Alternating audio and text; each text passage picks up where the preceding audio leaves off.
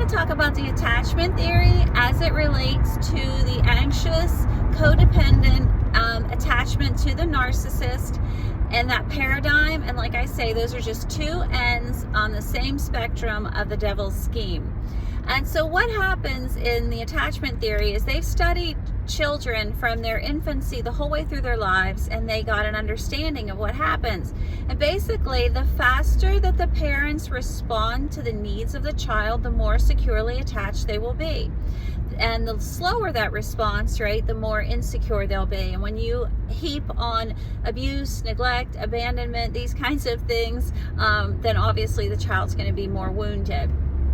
So what happens is, in a child's life, right, they will experience something. They're going to feel hungry. They're going to feel afraid of something. They're going to feel that their bottom is wet and that they've gone in their diaper or something uncomfortable. So the child has this feeling and they don't like it. So what they do is they cry. They express themselves. They're trying to let the outside world know, hey, I don't feel comfortable over here. And so the faster that the parent, the caregiver, whoever it is, mother, dad, whoever, the faster that they come and take care of that need, what happens is that parent will come over and be, the first goal is to get the child to quit crying, right? To calm down their emotions, to help them regulate their emotions. So they bring that down and then they say, okay, what is it that you need? That person, that external person in the environment begins to partner and pair with that child to try to have an understanding of what the problem is, right? So they're going to figure it out, like, oh, you're hungry. Okay, so now we know what your problem is, and we're going to work together, right? We're going to co-labor here to fix that problem. We're going to feed you, right? And then that child goes back into a state of feeling comfortable and safe, right? And they feel loved. And this is how trust and bonds are developed. So what happens is, in that child's life, after they cry, like, how many times does a child need to eat a day? Like a whole big bunch, right? So this just goes on all day long, you know what I mean? Now they're like, sometimes when I would hold my son, I read this stuff when I was pregnant with my son, because I didn't know how to do this thing. And I read the attachment theory, and I discovered this. So I never let my baby cry. I held on to him for the entire year. I never put my son down. I held him in my arms because I understood the attachment theory. So at any rate, so what happens is, as this child's going through their day and somebody is just constantly there for them, they are really being reinforced in that the external world is here to help me. Like, I am not alone. I don't have to be afraid. And I am free to be myself. I am free to express whatever my needs are, because throughout the day in a baby's life, he's going to eat like how many times a day? He's going to potty in his diaper how many times a day?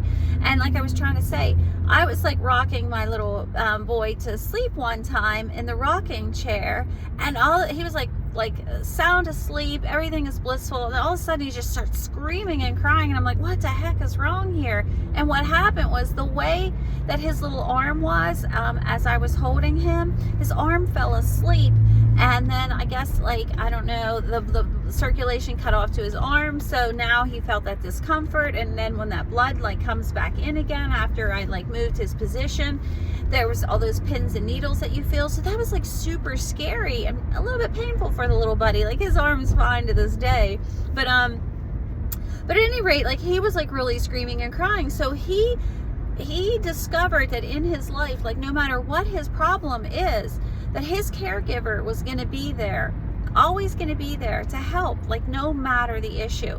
So these children, when they go into elementary school, when they go into high school, when they go into college or the world thereafter, wherever they're going, there's an expectation that people are going to listen to them, that they have a voice in the world, right? Because when you're in this type of relationship with your child and you're healthy and you're helping them to develop, you're making eye contact with them. So this healthy child is going to come out into the world. They're going to stand upright. They're going to look people in the eyes, right? And they're going to talk. They're going to express themselves because they had that flexibility in that environment where they felt safe, trusted, loved, and adored, they were able to just be themselves, right? Like we take up a bigger bubble in the room than just our physical body. Just like even on an anatomical level, our electrons like have this huge field around us. That's your energy field, right? So you can take up a room, and when you've been shown love, you're able to dominate a room. You can walk in and have a stately presence because you're secure in yourself and you're just putting yourself out there, right? And that's what a securely attached individual is going to do. And they're going to make relationships with other people. So like, for example, if you're in a situation and in the elementary school, right? So here you're securely attached, and you walk up to this child and you look them in the eyes. Maybe you touch them because, when you're holding your baby a lot, there's physical touch as well, right? That comforts them, patting his little bum and all of these things, right? So maybe you walk up in kindergarten, look some kid in the eyes and tap him and say, hey, do you want to play with me? Well, if that child was just put in the crib and ignored their whole lives, they're going to be so triggered by that. That's going to feel uncomfortable for that child to be looking them in the eyes and touching them. So this child who's insecurely attached is going to pull away and get kind of freaky. Well, that kid that's securely attached is going to think like, they're not going to understand this on a psychological level, but they are going to understand like that's not the response they were looking for. So they're going to walk away from that unhealthy person and go find the one that will make eye contact, that will touch them back on the arm, in an appropriate manner, obviously, and then go play with them. So then what happens to that insecurely attached person is that's another external reinforcement that you're bad, that there's a problem with you. Yeah, mom and dad were right, that there is a problem with you, that you're not worthy of love, that you're not worthy of companionship and all of these different things. And so there's where the reinforcement happens. And so that goes out through life, and then it carries over into adulthood.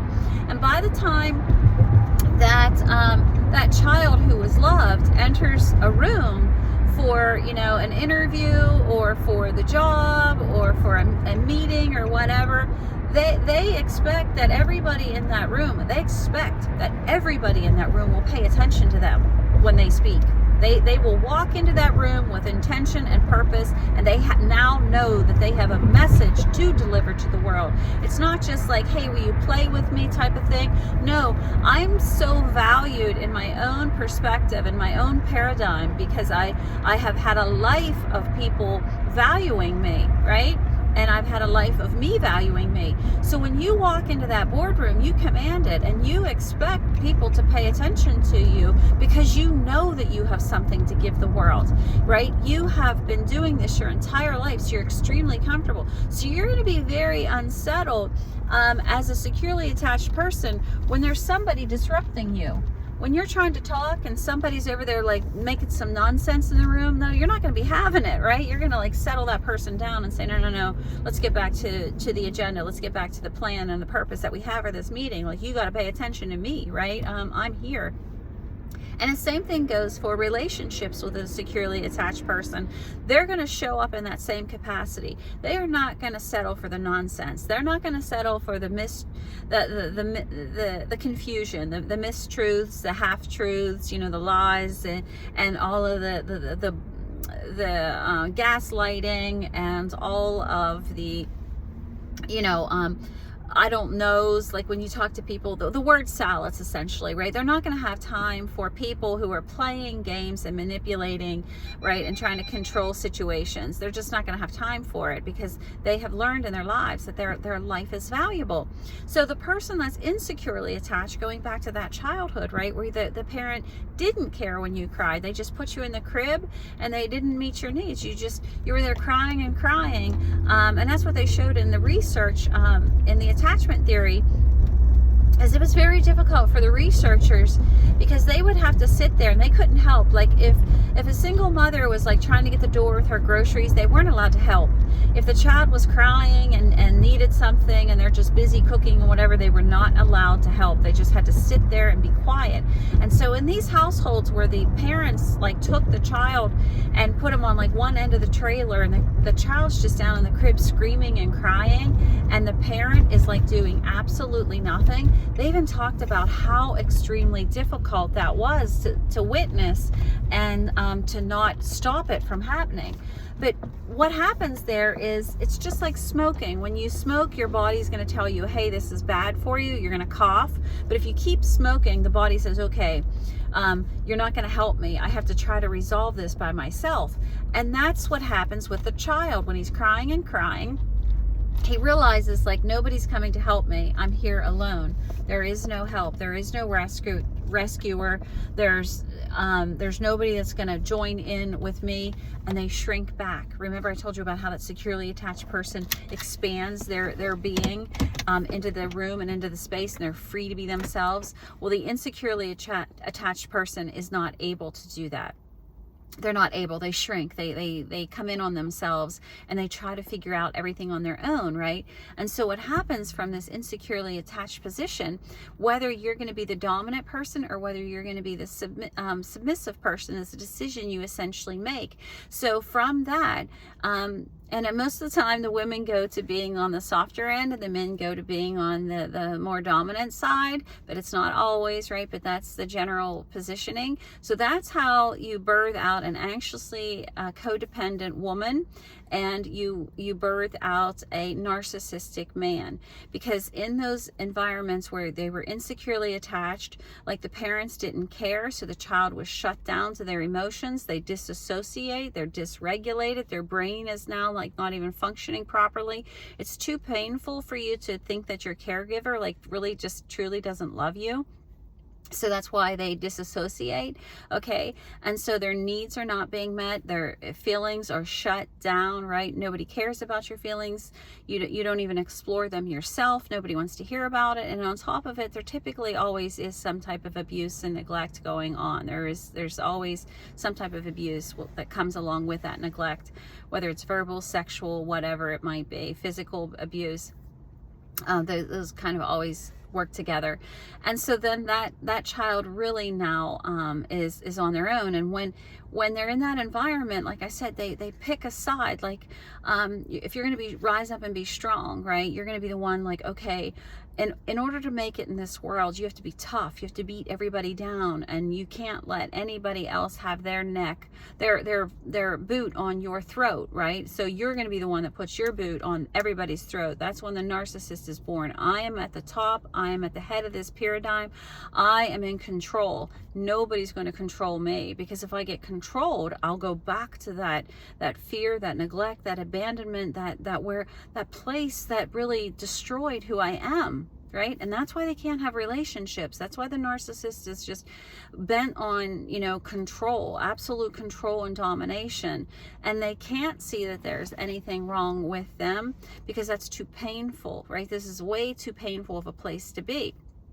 And then you have your anxiously attached person, that codependent, who is like, okay, that's so cruel how that person was. I don't ever want to be like that, right? So I'm just going to be soft and gentle and try to placate and try to please everybody, right? And in the hopes that nobody will hurt me anymore, right? And so that's how that happens. And those two people come together. One wants to be taken care of, like I need to control. One needs to control everybody and wants to take care of everything, and the other one's saying, I need to be controlled, I need to be taken care of because I've abandoned myself, I need a caregiver. But it's so unhealthy, because it was never meant to be that polarity, right? God said, stay here in the I am, stay here in the middle, stay in the center of your being. Both of those people are disassociated, both of those people are dysregulated, and it's all a scheme of the devil, because that's where it all began. Because it began on brokenness, it began on abuse and neglect and fear, right? And so this is the paradigm that we're living in, and this is the paradigm that we have to break free of. You have to begin to see, like, who are you? Are you the narcissist? Are you the anxiously attached codependent? And based on the situations that we're in, we can manifest as both, but you're predominantly like one or the other, right? But as long as you know that you're off ends of the scale, you need to work on it. So the first step is awareness, becoming aware of where you are on that spectrum. The second part is saying, I'm not happy to be on the spectrum. I am not happy to be on either end of this scale. I am tired of broken relationships, and that you want to change. So that's all we're going to cover for today. God bless you, and I hope to see you again. Bye-bye.